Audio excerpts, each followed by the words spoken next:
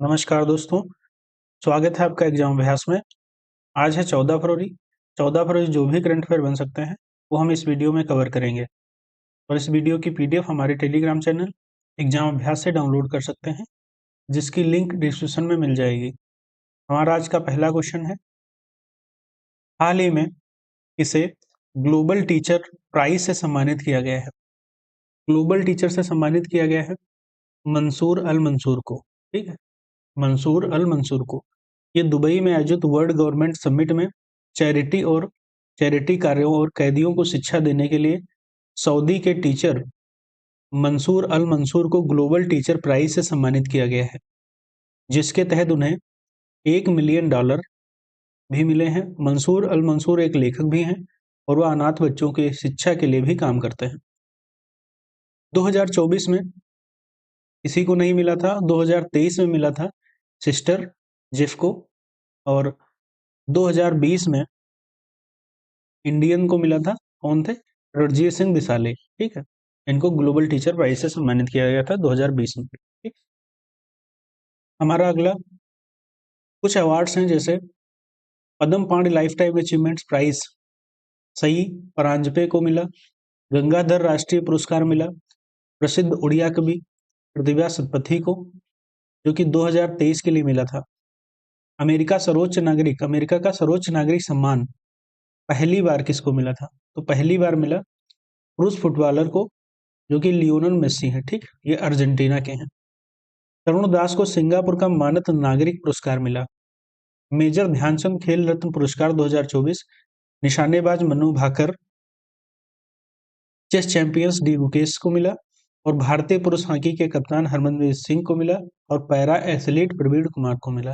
ठीक है, ये 4 लोगों को मेजर ध्यानचंद खेल रत्न पुरस्कार 2024 से सम्मानित किया गया। उर्वशी सिन्हा को गेट्स कैम्ब्रिज इम्पैक्ट पुरस्कार मिला। सुभाष चंद्र बोस को आपदा प्रबंधन पुरस्कार 2025 मिला। ये Indian national centre for ocean के लिए, जो कि भारतीय राष्ट्रीय महासागर सूचना केंद्र है हैदराबाद। ठीक है, WEF क्रिस्टल अवार्ड से सम्मानित किया गया। किसको किया गया? तो डेविड बेकहैम को, ये यूके के फुटबॉलर हैं। ठीक है, और किसको किया गया? डायन बोन फस्टनबर्ग को, ये बेल्जियम के हैं, और रिकेन यामामोटो को किया गया, ये जापान के हैं। गणतंत्र दिवस परेड में 2024 में 25 में टॉप झांकी किसकी रही? तो यूपी की रही टॉप झांकी। त्रिपुरा आंध्र प्रदेश में जनजातीय कार्य एवं मंत्रालय। ठीक, त्रिपुरा की आंध्र प्रदेश में, और जनजातीय कार्य मंत्रालय, और ठीक है, ये यूपी की टॉप झांकी रही है। ठीक है, सिक्किम के PM Shri government senior secondary school को राष्ट्रीय ग्रीन स्कूल अवार्ड से सम्मानित किया गया। ठीक है, अगला है, चंद्रिका टंडन ने किस एल्बम के लिए ग्रैमी पुरस्कार जीता? तो त्रिवेणी एल्बम है इसकी। ठीक है, त्रिवेणी, चंद्रिका टंडन जी की त्रिवेणी एल्बम है, इनके लिए इन्होंने ग्रैमी पुरस्कार जीता है। ठीक, हमारा अगला क्वेश्चन है, हाल ही में राष्ट्रीय महिला दिवस कब मनाया गया? तो राष्ट्रीय महिला दिवस मनाया गया 13 फरवरी को राष्ट्रीय महिला दिवस मनाया गया। क्यों मनाया जाता है राष्ट्रीय महिला दिवस? तो यह भारतीय कोकिला सरोजनी नायडू की जयंती पर मनाया जाता है। वे भारत की पहली राज्यपाल रही हैं। कहाँ की? तो यूपी की पहली राज्यपाल भी रही हैं, और भारतीय राष्ट्रीय कांग्रेस की पहली भारतीय महिला भी रही हैं। ठीक है, भारतीय राष्ट्रीय कांग्रेस की पहली भारतीय महिला अध्यक्ष भी रही हैं। कब रही है? तो रही है 1925 में। ठीक, एनी बेसेंट के बाद भारतीय राष्ट्रीय कांग्रेस की दूसरी महिला अध्यक्ष, उन्हें नाइटिंगेल ऑफ इंडिया, भारत की कोकिला के नाम से भी जाना जाता है। यह ब्रिटिश संसद को संबोधित करने वाली पहली भारतीय महिला थी, तो उन्हीं की जयंती में हर साल नेशनल वुमेन्स डे मनाया जाता है। 13 फरवरी को वर्ल्ड रेडियो डे भी मनाया जाता है। ठीक है, 13 फरवरी को वर्ल्ड रेडियो डे भी मनाया जाता है। रेडियो डे की थीम क्या है? तो रेडियो एंड क्लाइमेट चेंज। ठीक है, रेडियो एंड क्लाइमेट चेंज। ठीक है, रेडियो डे की थीम है। रेडियो का आविष्कार किसने किया था? तो रेडियो का आविष्कार किया था गुग्लियमो मार्कोनी ने 1885 में किया था।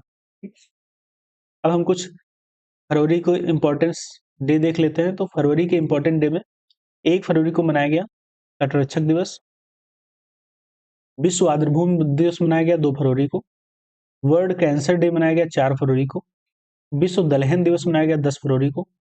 नेशनल डॉर्मिंग डे, राष्ट्रीय कृमि दिवस मुक्ति दिवस मनाया गया 10 फरवरी को। अंतर्राष्ट्रीय मृगी दिवस मनाया गया 10 फरवरी को। ठीक है, ये हर साल फरवरी के सेकेंड मंडे को मनाया जाता है। 11 फरवरी को विज्ञान में महिलाओं और लड़कियों का अंतर्राष्ट्रीय दिवस मनाया गया।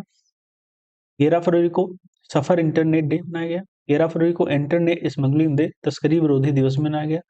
12 फरवरी को राष्ट्रीय उत्पादकता दिवस मनाया गया। ठीक है, हमारा अगला क्वेश्चन है, हाल ही में किस राज्य ने मृदा स्वास्थ्य को बढ़ावा देने के लिए हर खेत हर हर खेत स्वस्थ खेत लॉन्च किया है? तो हर खेत स्वस्थ लॉन्च किया है हरियाणा। ठीक है, तो हरियाणा की सरकार ने किया है। तो हरियाणा सरकार ने मृदा स्वास्थ्य में सुधार लाने के लिए टिकाऊ खेती को बढ़ावा देने के लिए हर खेत स्वस्थ खेत नाम से एक अभियान शुरू किया है।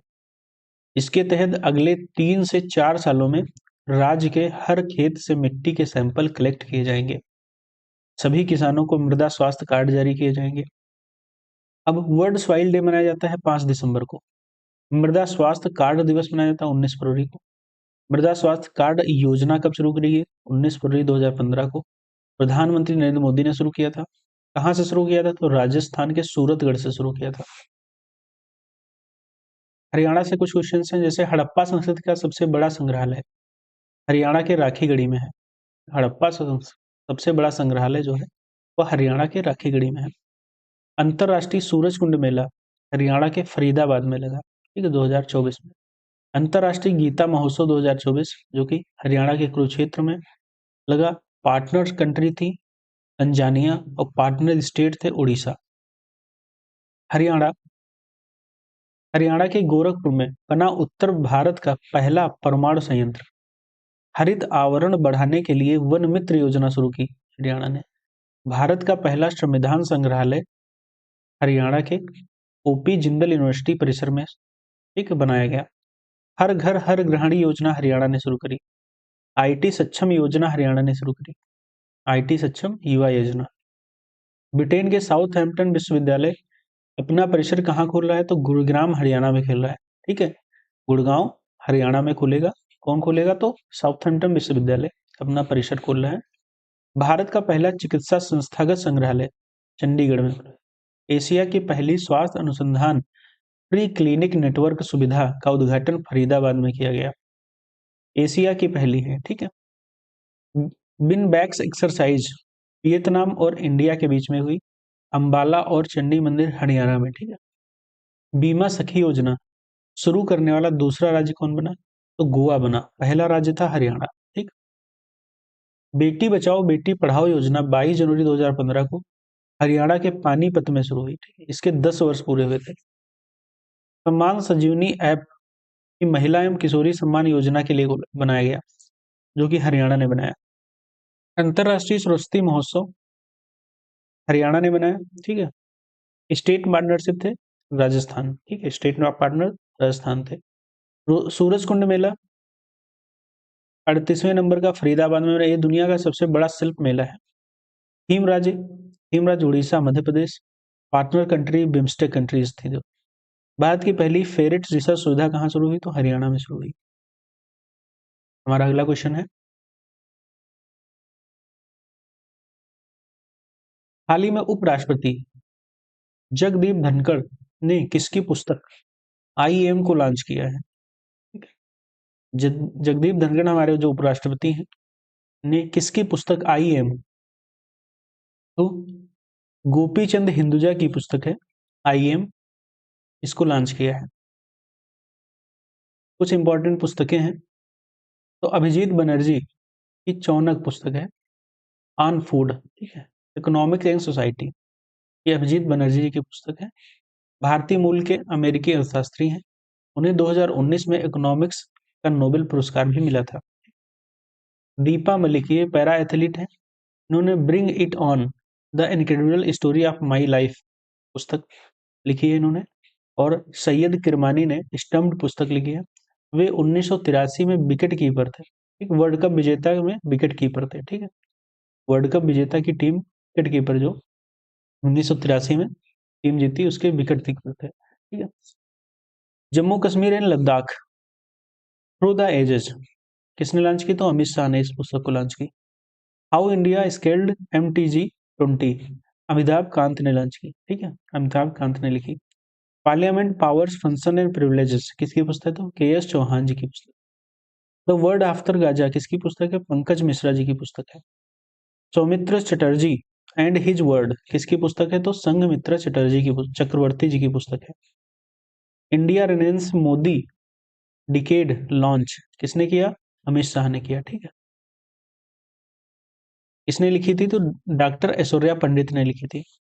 Doctor Mahatma manifesto the Mahatma manifesto किसने पुस्तक लिखी? तो राजेश तलवार ने लिखी। राष्ट्रीय महिला आयोग की अध्यक्ष विजया रहाटकर ने किस पुस्तक का पहला संस्करण लॉन्च किया? तो कर्मयोगिनी वीरांगना का पहला संस्करण लॉन्च किया। भारत का सबसे पुराना पुस्तक मेला बोई मेला कहाँ लगा है? तो कोलकाता में लगा है। कौन सा 48वें नंबर का एडिशन है? थीम कंट्री कौन है? तो थीम कंट्री है जर्मनी। 2025 में मैड्रिड इंटरनेशनल बुक फेयर में भारत थीम कंट्री होगा। ठीक, world book fair 2025 new Delhi में लग रहा है। फोकस कंट्री कौन है? तो रसिया है। हमारा अगला क्वेश्चन है, हाल ही में किसने मित्र नामक से एक प्लेटफॉर्म लॉन्च किया है? तो मित्र नाम से एक प्लेटफॉर्म लॉन्च किया है, सेबी ने किया है। तो mutual fund investment tracking and retrieval assistant ये मित्र का प्लेटफॉर्म है।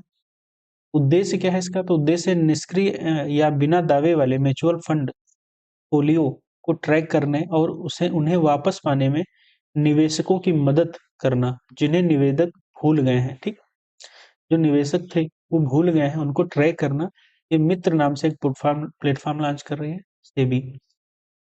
तो सेबी की स्थापना कब होती है? तो सेबी की स्थापना 1988 में होती है। ठीक है, भारत सरकार की तरफ से एक दी गई थी, तो लेकिन आधिकारिक तौर पर कानूनी मान्यता मिली थी 1992 में।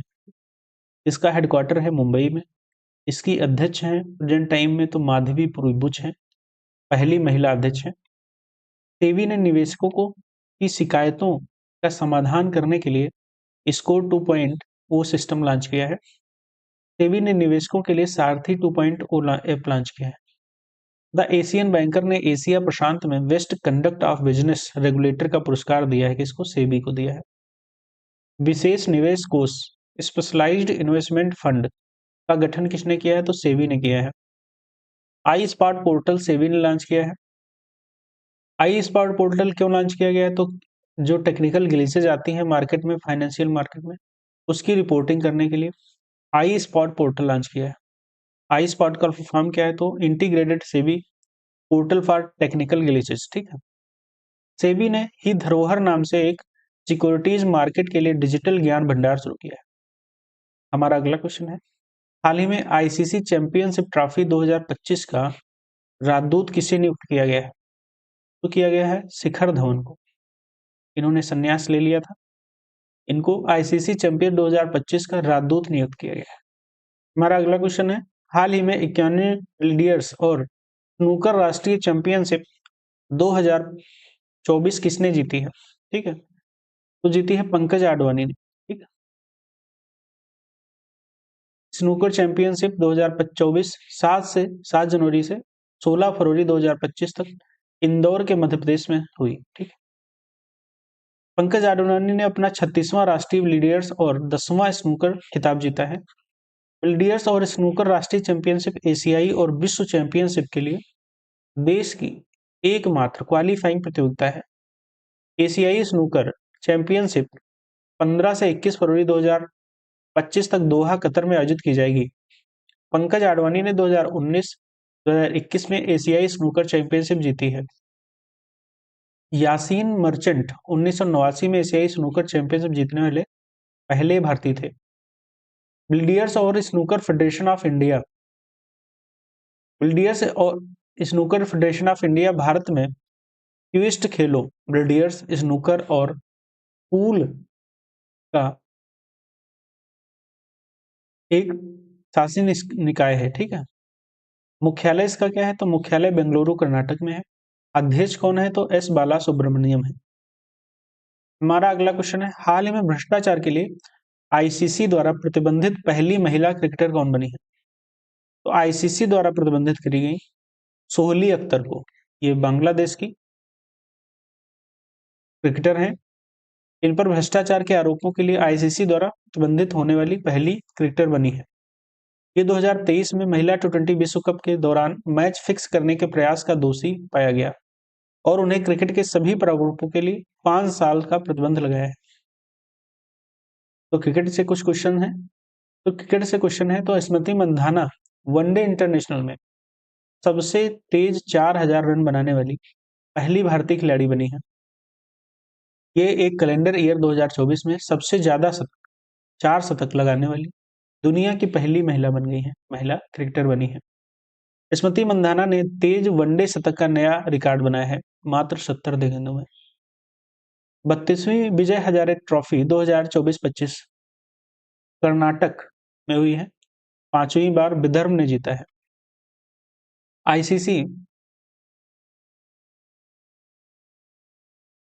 आईसीसी अंडर 19 वुमेन टी20, ठीक है, world cup 2025 second edition host करेगा Malaysia. ICC men's cricketer of the year Jasprit Bumrah बने हैं। इनको सर गरफील्ड सोबर्स अवार्ड भी मिला है। ICC women's cricket of the year माले केयर न्यूजीलैंड की हैं, इनको मिला है, ठीक है।